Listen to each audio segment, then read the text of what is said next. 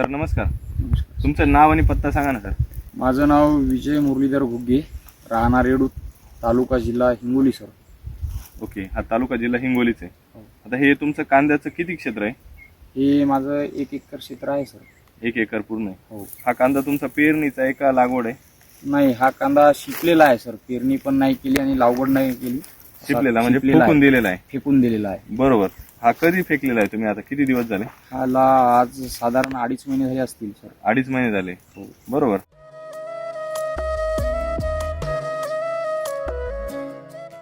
अडीच महिन्यामध्ये तुम्ही लागवडीपासून तर आतापर्यंत कुठले खतं टाकली? लागवडीपासून ते आतापर्यंत फक्त आपला बेसल डोस एक टाकला, RNPH आणि SSM हो. हे एक टाकलं आणि त्यानंतर 2दा सॉइल चार्जर पाण्यासोबत भिजवण्यासोबत सोडलं सर. बरोबर. तुमचं स्प्रिंकलर आहे. हा स्प्रिंकलर आहे. स्प्रिंकलरला एका वेळेस एकराला किती सोडले तुम्ही? एका वेळेस 2 लिटर सोडलं सर. म्हणजे टोटल 4 लिटर दिलेलं आहे. हो. ओके. आणि तुम्ही डोस जे RNPH आहे साधारणतः किती गेलाय? 5 एक बॅग कृषी अमृतच्या होत्या, हो. एक बॅग SSM हा. आणि RNPH चे ते किलो मध्ये पॅकेट होते. 3 किलोचे असतील. हा. बरोबर. म्हणजे हा परिपूर्ण डोस मिक्स करून तो पण तुम्ही फेकून दिला. हा. लागवडीनंतर किती दिवसांनी टाकला होता डोस? लागवडीनंतर 30 दिवसांनी टाकलं. 30 दिवसांनी टाकला. तुम्हाला उशिरा माहिती मिळाली म्हणजे त्याच्यामुळे? हे आपलं सॉइल चार्जर टेक्नॉलॉजीची माहिती नव्हती ओके. आणि थोडी लेट माहिती भेटली की तेव्हा टाकून दिली.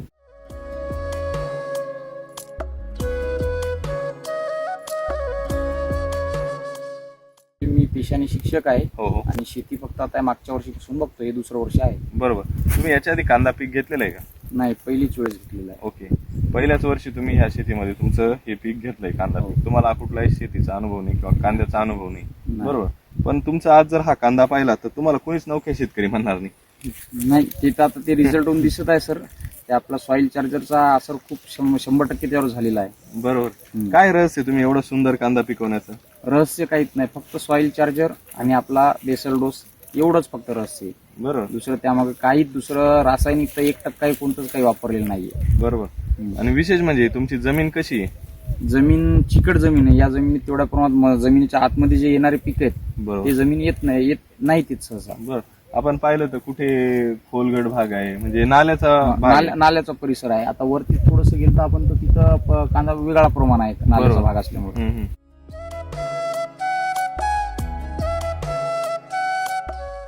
तुम्ही असा कांदा पिकवलाय बरोबर. आता याला तुम्हाला जास्त रोगराई पण नाही आलेली. तुम्ही जेव्हापासून डोस टाकला त्यानंतर तुम्हाला किती फवारण्या करावं लागल्या? एकही नाही केली सर. काय बोलता? नाही, एकही नाही 30 दिवसाच्या कांद्याला डोस टाकला आणि काहीच फवारणी नाही? काहीच नाही केली. विना फवारणी हा कांदा आलेला? विना फवारणी, एकही फवारणी नाही. अरे बापरे. खरं वाटेल का शेतकऱ्यांना? फक्त मी जेव्हा सुरुवातीला मला सॉइल चार्जर टेक्नॉलॉजी माहित नव्हती, तेव्हा लागवण केल्याच्या नंतर 15-20 दिवसाच्या नंतर जेव्हा आपले नेमकेच निघले होते चोप, तेव्हा थ्रिप्स थोडे आधी वापरायच्या आधी. आता हा किती उंच असेल साधारणतः? काय वाटतं राऊत साहेब? तरी 2.5 फूट जवळ. 3 फूट धरा द्या बघा. पूर्ण हात पूर्ण आहे बघा. 3 फुटा 3.5 फुटाची. आणि 5 जर पाहिली तुम्ही एक सारखी सरळ आहे. आता याला तुम्ही पाणी बंद केलेलं आहे. किती दिवस झालं पाणी बंद करून? 8-10 दिवस झाले सर पाणी बंद. वाटतंय का 8-10 दिवस झाले पाणी बंद करून? एवढा हिरवागार नाही वाटत तर नाही. कोणी बघितल्यावर मार्केटला गेल्यावर म्हणणार पण नाहीये. बरोबर. आणि फार तज्ञ शेतकरी सिलिकॉन वापरतात पात सरळ करण्यासाठी किंवा काय प्रोडक्ट वापरतात. तुम्हाला काय वापरायची गरज आहे का? नाही, काहीच गरज नाही पडली सर. आता ही जनरली आपण पाहिला पूर्ण प्लॉट तर हा सगळा या लेवलला आहे, म्हणजे आपल्या मांडीच्या लेवलला हा हाईट झालेली याची एक सारखी आहे.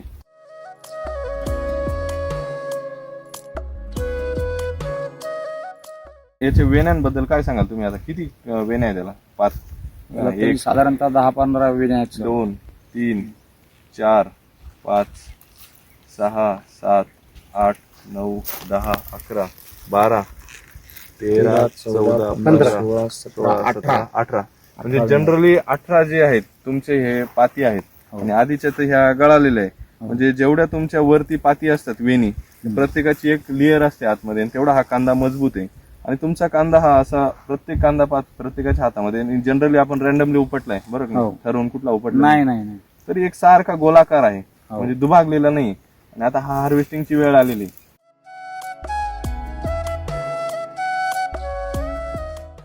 जनरली साईज कमी होती, साईज एवढी होत नाही आणि कॅनोपी मध्ये एकदम फरक पडतो, असा बारीक पडतो. शेवटी आणि शेवटी canopy बघा करपायला लागतो, पिवळा आणि पडायला लागतो. ह्याची ताकद अजून सुद्धा ताकद आहे. अजून सुद्धा याच्यामध्ये रग आहे. पण खाली रूट जाऊन बघा, रूट ती किती आहे. आता बारीक का दुसरा कांदा काढला तर रूट तुटून जाते. तेच रूट ना, काय? तुटून जातात. आणि ह्या मुळ्या किती दाट आहे. जसे रामसर म्हणतात ना हं. की माती बलवान तेव्हा पीक पहिलवान. पहिलवान. त्या पद्धतीने आहे. हे या ठिकाणी खरं ठरलेलं आहे. हा. आता कांदा आपण दाबून पाहतो, एवढा मोठी साईज आहे, तरी तो म्हणजे दबत एकदम नाही. कडक आहे. दबत नाही. म्हणजे याची खऱ्या अर्थाने टिकवण क्षमता जी आहे तुम्हाला पाहायला मिळते. आणि असं आता मी मुळ्यांवरती पकडलेला आहे हा, तरी मुळ्या तुटत नाही. काय वाटतं तुम्हाला? मुळे जारवा जास्त असलं कांदा मोठं होणारच नाही. मोठं होणार आहे. हं? ओके. आणि त्याची टिकवण क्षमतेबद्दल काय वाटतं तुम्हाला? टिकल का कांदा? टिकवायचं ते काय सांगू. ते भविष्यात आहे आपल्याला, बरोबर. भविष्यात पण आहे, हा. आपण जर असं दाबून पाहिला तर हा कडक आहे, अजून सुद्धा हिरवा असून सुद्धा म्हणजे असं आहे. चालू आहे. तर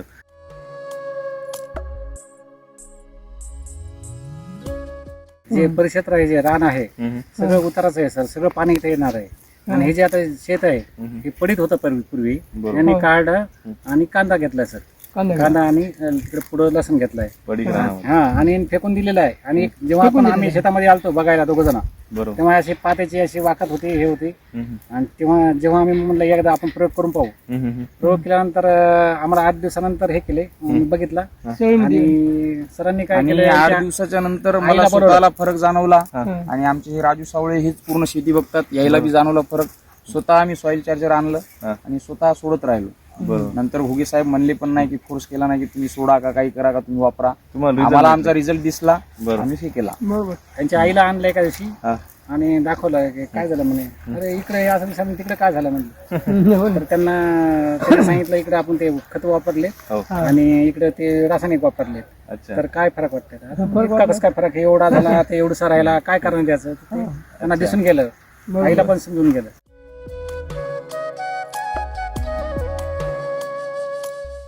ज्यावेळेस डोस टाकलेला नव्हता त्यावेळेस काय परिस्थिती होती कांद्याची? कसा दिसायचा? मुलके पडली होती. अशी मोठी मुंडके पडले होते, माना टाकलेल्या होत्या. चोप जी अशी होती ना, 1 महिन्याची होती, हो. अशी वाकडी. वाकडी निघत होती. राम नव्हता. हा. अशी बाजूला. राम नव्हता. त्याच्यात ताकदच नव्हती. अशी म्हणजे टाईट म्हणजे नव्हताच इतका टाईट. हा. डोस टाकल्यानंतर किती दिवसात बदल दिसला तुम्हाला? ते तरी पण 15 दिवस लागले सर. 15 दिवस. SSM टाकल्यानंतर जबरदस्त. 15-20. SSM ची ताकद आहे म्हणा.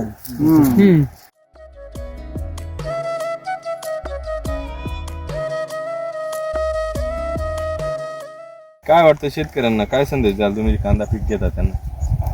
म्हणजे आता हे शेती म्हणजे याच्यावरच अवलंबून राहिली. ती हे व्हाली ना, शेती खराब व्हाली ना. रासायनिक खत. रासायनिक रासायनिक. बरोबर. म्हणजे हेच तणनाशक वापरलं हे पाहिजे. वापरणं आहे, त्याच्यामुळे त्याच्यात जीवाणू राहण्यात नसत. बरोबर. नापिकी वाढेन ते असं वाढेन. जमीन म्हणजे पूर्ण आपली तुम्ही सर्व म्हणता ते 13 घटक लागायला ती राहिली नाहीत पहिल्या काळातल्या नाही. पहिले तपात ढोरं वासरं गुरं राहायचे. आता काहाचे ढोरं नाहीत, कोणी बैल सांभाळणं काय नाही. सेंद्रिय कर्ब कमी होत चाललाय. मातीचा कस ज्याला पहिले म्हणतो. वाडवाडी 5-50 गाई गुरे राहायचे, या दिवसात जागडी राहायच्या. राहायचे पद्धतशीर.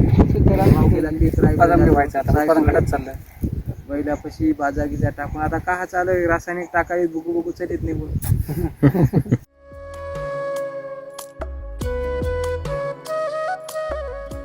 आणि या एकर क्षेत्रासाठी सर बाकी कोणतं काही वापरलं नाही तर आपले फक्त 8 ते 9 हजार रुपये खर्च आलेला आहे मला पूर्ण एकरा भराला एकर भराला. एका डोस आणि ते सॉइल चार्जरचा. सॉइल चार्जर 4 लिटर आणि बेसल डोस आपला 1 वेळेसचा. बरोबर. फक्त 8 ते 9 हजार 8 ते रुपये. 9 हजार रुपये खर्च आला, जास्त बरोबर. खर्च नाही. आता हा कांदा पाहून काय वाटतं एकरामध्ये आपल्याला किती क्विंटल कांदा निघेल? एकरामध्ये तरी 180 ते 90 क्विंटल निघायला पाहिजे. बरोबर. आणि हे माझं पहिलंच वर्ष असल्यामुळं, अनुभव नसल्यामुळं कमी निघला तरी पण मी खूप समाधानी आहे. बरोबर. आणि एकाच डोस मध्ये एका कमी खर्चामध्ये खूप उत्पन्न छान त्या भेटत आहे हिशोबाने मला. कमी खर्च हिशोबाने. कमी खर्चामध्ये. बरोबर. म्हणजे साधारणतः 180 क्विंटलच्या आसपास तुम्हाला याचं उत्पादन मिळालं आणि सर्वसाधारणतः तुम्हाला 1000 रुपये जरी क्विंटल रेट मिळाला तर किती पैसे होते? सर आता एक जनजागृती झाली हा? आणि हा कांदा आम्हाला द्या म्हणून लोक आता मागणी करायची. नक्कीच. आमच्यासारखे आम्ही 10 जण आताच बुक करून टाकलेला आहे. कांदा तुम्ही घरी खाल्ला असेल ना? एकदम गोड आहे सर. तुम्ही आता जरी खाऊन बघितला नुसता भाजी पोळी सोबत न खाता नुसता जरी खाल्ला तरी तुम्हाला तिखट लागणार नाही. तिकट लागणार. नाहीतर तुम्ही दुसरा कोणताही आपण मार्केटमधून कांदा आणून खातो, आपल्याला चिरताना सुद्धा ते तिखट डोळ्यात असू येतात. तुम्ही बिंदास नुसता जरी खाल्ला तरी तुम्हाला गोडच कांदा लागणार. हे खावंच वाटणार. त्याच्यामध्ये कस आहे, गोडवा आहे, कार्बोहायड्रेट आहे, म्हणून तो तसा तयार झाला. जसे नत्र पाहिजे होते तसे भेटले ना. सुरुवातीला त्याचे जीवाणू नत्रेच्या जे लागणार जे पोषक घटक पाहिजे होते हा जे पोषक आहे ते याला भेटून गेले. त्याचा आहार मिळाला त्याला. आहार आता मिळेल. वैदिकचा चमत्कार आहे मला. आणि आता हे जे सर मागे उभे हो. येतं हे सरच्या मागे बेसल डोस किंवा आपले सॉइल चार्जरचं कोणतंही प्रोडक्ट नाही वापरत. गेलं नाही तिकडे. हे कोपरा आहे. एवढे त्या कोपऱ्याला तिकडं स्प्रिंकलर पाणी गेलं नाही, खतही गेलं नाही. पाणी पण गेलं नाही आणि खतही गेलं नाही. रिझल्ट तुमच्या डोळ्यासमोर आहे. पाण्याच काय म्हणतात? हो. पाण्याच कारण. म्हणजे पूर्णपणे रिझल्ट आपल्याला जागेवरती दिसतोय.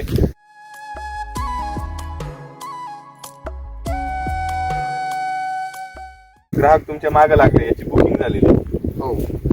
हे साहेब वाटतात 10 क्विंटलची सगळं झाली. झाली. काय रेट नाही देणार आहे तुम्ही घरी खाण्यासाठी? रेट मार्केटच्या हिशोबाने सर जे असतील ते सरकारला सर्वसाधारणतः 1000 रुपये जरी क्विंटल रेट मिळाला तुम्हाला आणि 180 क्विंटल हे कांदा झाला तर किती पैसे होते? 80 क्विंटल. 1,80,000 ते 2 लाखापर्यंत उत्पन्न मिळेल सर. आणि तुम्ही खर्च किती केलाय? खर्च जास्तीत जास्त खूप असा मोगम जरी धरला तरी 10,000 रुपये.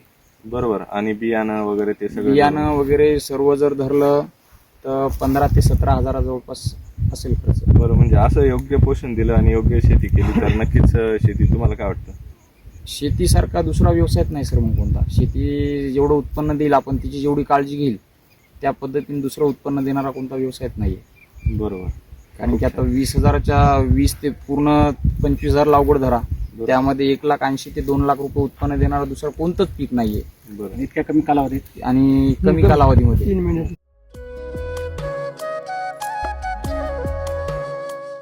तुम्ही स्वतः शिक्षक असून तुम्ही या शेतीकडे का वळाले?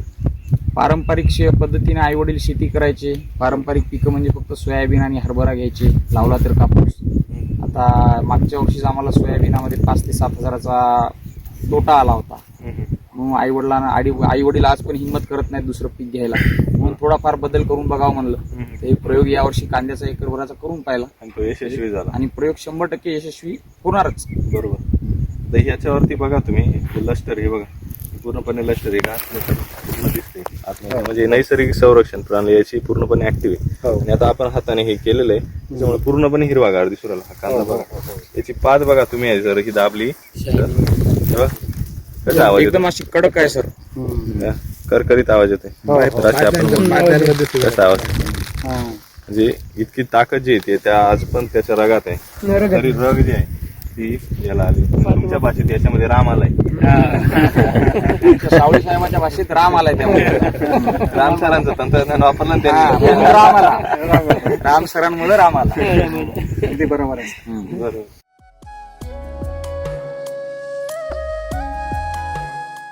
चालेल. खूप सुंदर अनुभव आहे. तुम्हाला ह्या भागामध्ये मार्गदर्शन कोण करतं? आमचे दिनेश गुगे सर आहेत, बरोबर. ते आम्हाला वेळोवेळी मार्गदर्शन करतात. हं, उमेश राऊत सर आहेत, बरोबर. हे सुद्धा वेळोवेळी मार्गदर्शन करतात आम्हाला. नक्कीच. आणि अक्षय सर सुद्धा फोनवरती मार्गदर्शन करत राहतात. बरोबर. म्हणजे तिथं असले कुठे असले तरी ते तुम्हाला रिप्लाय देतात, हो, हो. वेळ देतात आणि माहिती देतात. माहिती परिपूर्ण देतात. असे सर. तर सर तुमचं नाव, पत्ता आणि मोबाईल नंबर सांगा ना, ज्यांना संपर्क करायचा असतील या हिंगोली भागातील, हिंगोली तालुक्यातील शेतकरी मित्रांना तुमचा नंबर द्या. श्रीमान, माझं नाव दिनेश नामदेवराव घोगे. मी हिंगोलीमध्ये आपल्या वेदिकचं काम बघतो. आणि जर पूर्ण हिंगोली जिल्ह्यामध्ये कोणालाही माहिती हवी असेल, व्हिजिट पाहिजे असेल तर आपल्या हिंगोली विभागासाठी शेतकरी मित्रांसाठी नंबर आहे 70 30 77 26 19. धन्यवाद.